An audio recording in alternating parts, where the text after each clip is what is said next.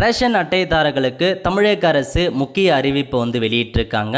இதை பற்றி பார்க்குறதுக்கு முன்னாடி இதுக்கு நம்ம பேஜை ஃபாலோ பண்ணலாம் அப்படின்னா மறக்காமல் ஃபாலோ பண்ணுங்க. ஓகே, அதாவது தமிழக அரசு சார்பில் எவ்ரி மந்த் உங்களுக்கு ரேஷன் சம்மந்தப்பட்ட ஒரு சிறப்பு முகாம் ஏற்படுத்துகிறாங்க. அந்த வகையில் இந்த மாதத்துக்கு 14/3/2026 அன்னைக்கு காலைல 10 மணிலேருந்து 1 மணி வரைக்கும் தமிழகம் முழுவதும் எல்லா தாலுக்குலையுமே சிறப்பு முகாம் ஏற்படுத்துகிறாங்க.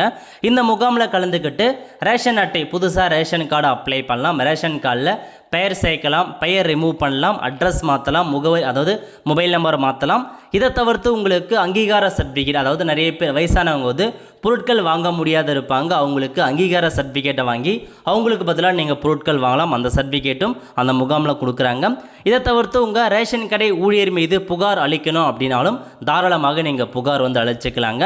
ஸோ சிறப்பு முகாம் ஏற்படுத்துகிறாங்க 14/3/2026. மறக்காமல் அன்றைக்கி உங்கள் தாலுக்கா ஆஃபீஸில் போயிட்டு அட்டன் பண்ண பாருங்கள். உங்கள் ஊரில் இந்த ஆஃபீஸ் எங்கே இருக்குன்னு தெரியல அப்படின்னு எப்படி செக் பண்ணலாம் அப்படின்றத இப்போ நம்ம பார்க்கலாம். ஃபஸ்ட்டு இந்த வெப்சைட் ஓப்பன் பண்ணிக்கோங்க. tnpds.government.in. இந்த வெப்சைட்டில் ரேஷன் சம்மந்தப்பட்ட நிறையா சர்வீஸ் நீங்களே பண்ணலாங்க, எல்லாமே கொடுத்துருக்காங்க.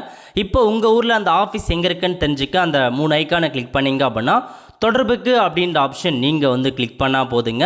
ஸோ இதில் போயிட்டு எங்கெங்கே இருக்குது எல்லாமே நீங்கள் தெரிஞ்சுக்கலாங்க. இப்போ உங்கள் ஒரு டிஸ்ட்ரிக் இருக்குன்னா உங்கள் டிஸ்ட்ரிக்டில் ஒவ்வொரு தாலுக்குலையுமே அந்த அட்ரஸ் எங்கே இருக்குது, வட்ட வழங்கல் அலுவலகம் எங்கே இருக்குது, மொபைல் நம்பருன்னு எல்லாமே கொடுத்துருக்காங்க. செக் பண்ணி பார்த்துட்டு அன்றைக்கு போயிட்டு உங்களுக்கு ஏதாச்சும் குறைகள் இருக்குது, ஏதாச்சும் வேணும் அப்படின்னா மறக்காமல் இந்த கேம்ப் அட்டன் பண்ணுங்கள்.